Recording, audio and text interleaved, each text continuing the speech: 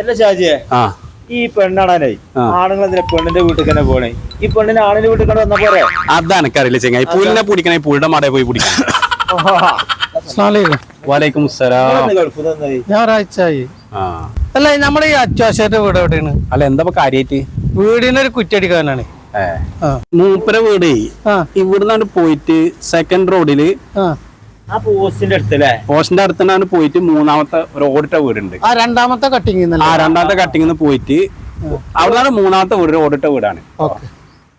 എന്നാ ശരിട്ടോ. വീടിന്റെ സ്ഥാനം നോക്കാൻ അതുകൊണ്ടല്ലേ? അതിനകത്തുണ്ട്. അല്ല ഗഫൂറെ, എന്തപ്പത് കഥ? ഇയാളൊക്കെ ഗൾഫിൽ പോയിട്ട് അവിടെ വാസ്തുശാസ്ത്രം നോക്കിട്ട് ഇയാൾ താമസിക്കുന്നു.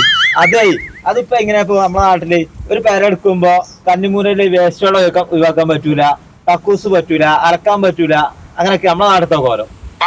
നമ്മളെ ആൾക്കാര് ഗൾഫിലൊക്കെ പോയി കുറെ പൈസ ഉണ്ടാക്കും, എന്നിട്ട് നാട്ടിൽ വന്നവർക്ക് വാസ്തുശാസ്ത്രം നോക്കണം.